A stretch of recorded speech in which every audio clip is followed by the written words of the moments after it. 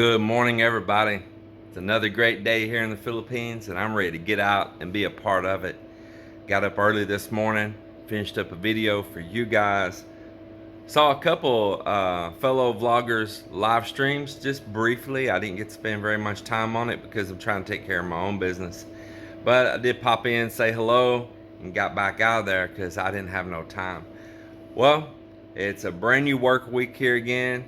It's an exciting work week for me because we will be finishing up the very last interior walls.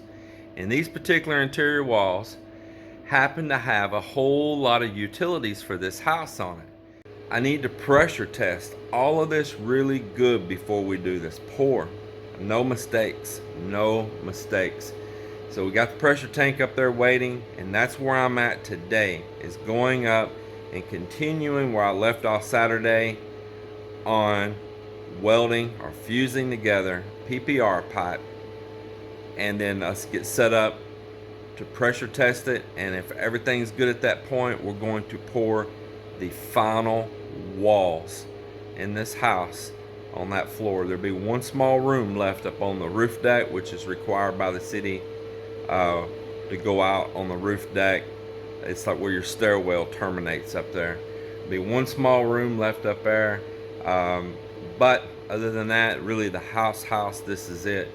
So pretty excited, because once we do that, we're ready to shoot you guys some drone footage, hopefully, if the weather is good and it's not too windy. And then at that point, we will begin forming to pour that roof deck on, and that I'm really excited with. So I'm gonna get out here, get my truck out of the way, get started, and let's see where this day takes us and this week takes us. Thanks for watching, and let's see where we go today. Well, we'll head on around here. I get this truck moved.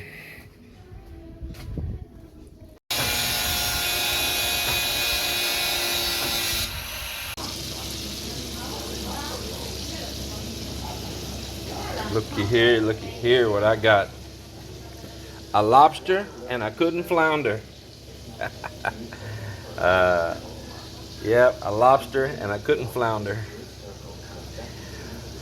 Yeah, I'm gonna cook up me some halibut here, and got me a little butter cooking down. Throw it here.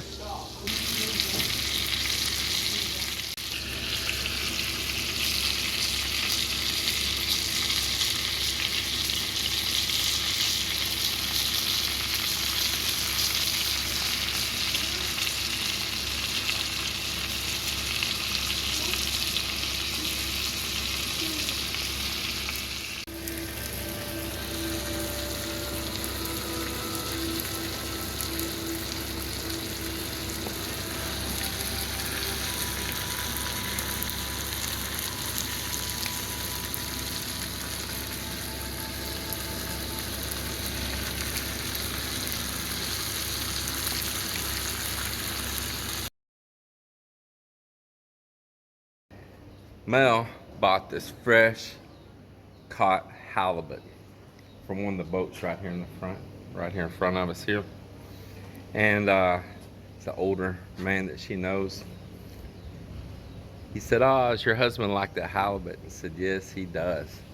So he's gonna let us know if he catches any more. He'll let us know, maybe we can be his buyer. That's fine with me. Man, I just cooked that up Cajun style. Man, I mean, of course I used that sloppy mama. Y'all know I did that, and I like using the rosemary, and I like using the garlic, and then nice imported butter, not the Philippines butter. It's too sweet. I don't like that sweetness. And then a little bit of olive oil. Fried that halibut some on, got it fried up on one side, flipped it over. Then I had rice that was fixed up too, Cajun style, and Creole sauce. Man, I put Creole sauce in there. Ooh, boy, you don't know. And then these little small shrimp. Oh my goodness, all fried up around in there. And a little bit of carrots and green beans right there. Mwah! Oh my goodness, y'all don't know. I just had the best early lunch. It ain't lunchtime yet. But Mel was chomping at the bit for me to cook that. And she wanted me to be the one. And man, I'm telling you, I ain't trying to toot my own horn, but I am tooting my own horn. I'm blowing it loud. That was probably the best meal that I've had the entire time I have been here this trip. Man, I blew that one out of the park, man. Blew it out of the park. That was a righteous meal right there. That halibut, that shrimp, man, even those vegetables, that rice, that Creole sauce. My goodness, man, it was good. Man, I'm satisfied. I'm ready to go to work. I gotta go. So Joel here, he's making up a form, and he's reusing those pieces from that form right below here before. You remember when you guys, when I made this piece right here in the past? So I've got him making me up a form. I wanted to box this bottom end first and then start my column up from there. So I'm gonna look at what he's got here and make sure it's landing the way I want it. Hold on, pull that out just a second, Joel. That's the one thing I was worried about. See that corner there? Yeah, just was at some point. Yeah, we're gonna have to bring it. Yeah, I don't know. We'll have to figure that one little bit out right there. That's gonna be the one thing. We may just have to contend with that because those are looking really good in there just then. Yeah, I may have to just leave it like that so it'll stay centered. Yeah. If you do, you do, because that looks really good the way it's going. Yeah. So he's doing what I asked him to this morning. I showed him how I wanted to land, and that I wanted to continue that round column right on top of it, and we pour the column and this all together in one shot. And then of course we'll have to continue extending the column up past there. But I knew Joel would be the one that I want on task of doing it, because I knew he'd get it right for me. Knew he'd get it right. And that's why we hold on to these pieces like this. That's a template that we can use again and again. Even after we do this pour, if they're still okay, we'll probably use those one more time high in the air up there, and making one more form again that's going to be really up there too. Over here, Marvin, Ambin, probably Uncle. Yep, there's Uncle up there. They are continuing this beam down the side, and they had to make some extensions on their steel because it wasn't quite long enough to make it to the end.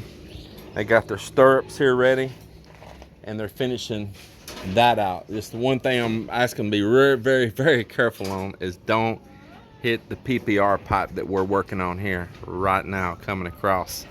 So that's what I'm about to get back on right now, is the PPR pipe. Folks, it's just after lunchtime. I went and just sit down, had me a nice refreshing time, just cool off. Watch this about 30 minutes of TV.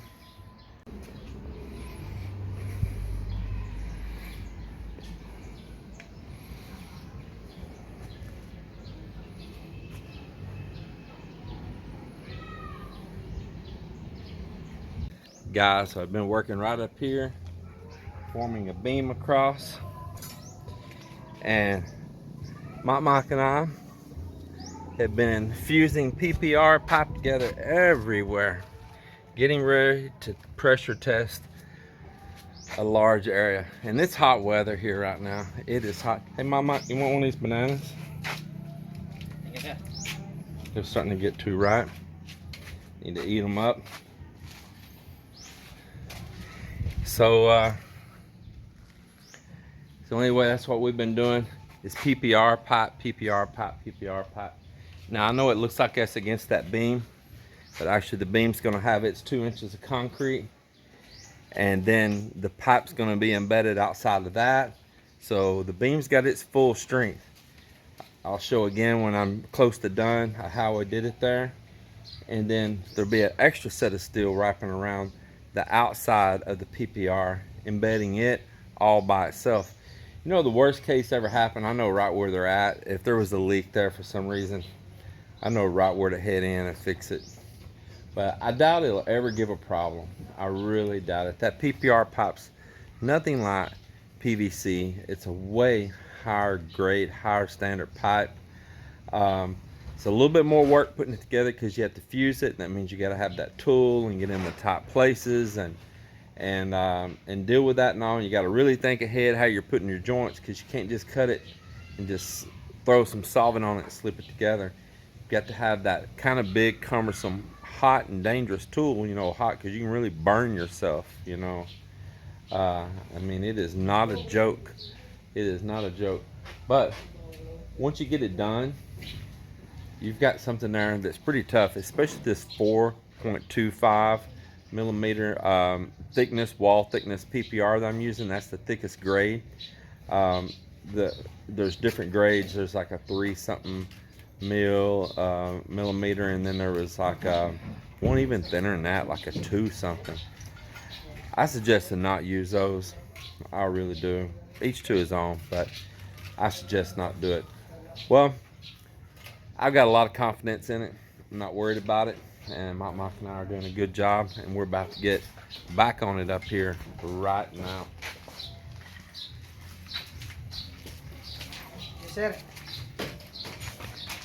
The banana giveaway.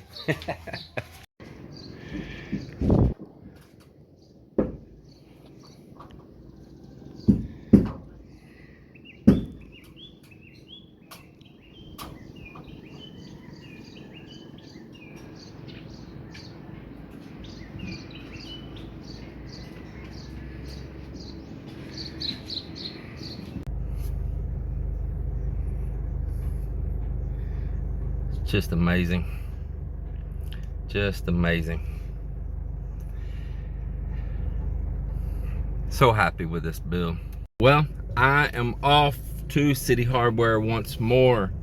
There's always these little things that pop up and you need, and you never always know what they're gonna be. And I rather risk run there and get the things I need. It gives me a break out of here for one thing. A much enjoyed break. Drive, listen to music, sit in an air-conditioned truck. Yeah, I mean, there's nothing wrong with that. Now, I'm not trying to fluff off or nothing, but it is nice to have a little break for sanity and a little time to think and reflect within oneself without all the activity around you. Another thing I'm doing when I go to the neighboring town of Oton, where City Hardware is seek out and find where the LBC moved to. It used to be in Gasino Mall. They moved. I need to locate them. I'll do that on my phone, or just ask some people. All you gotta do here is just stop somewhere and say LBC, where's it at, man? They're gonna tell you. But the reason I'm going to LBC is because I'm gonna send off one of my drones for repair. It's under warranty in the US, but for me to get it warranty in the US, I'd have to send it off to Hong Kong. And when it comes back from Hong Kong, they warn me that I would probably be hit by customs for the Philippines unless I could show a receipt of it being purchased originally in the Philippines. The lady here, I'm gonna let her walk by before I go shooting out. Yep, so if I had a receipt showing that it was originally purchased here in the Philippines, and I could send that to Hong Kong with them, and they would include that on the bill of it returning, you know, like the, what they call that, like way bill or whatever. Well, not an issue, no customs fees. But without that, even though it's coming back in only for warranty, they said they done had to happen again, hit them with customs. So that stinks. That stinks. I think it's a horrible policy, especially for expats, you know, and you bought it somewhere else. You can't even get your warranty honored. And we're not going back to the US yet right now, and I want my drone.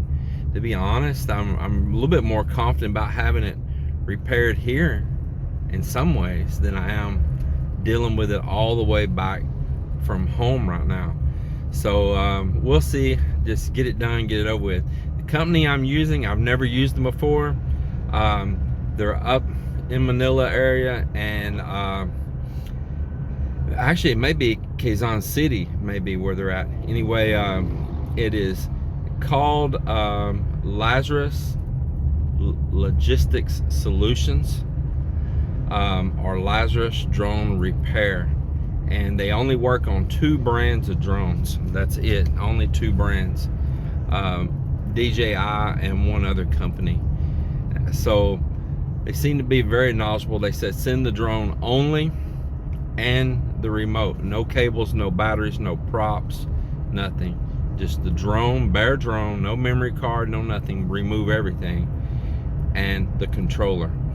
So took everything out of the original box that it came in and just left only those 2 items, and then I packed the original box inside of a secondary box in order to give it extra protection and protect my DJI drone original box. I don't want it all beat up. But if this goes well and they get a quick turnaround time, I'll let you know how it goes. I'll review the company and my experience with them,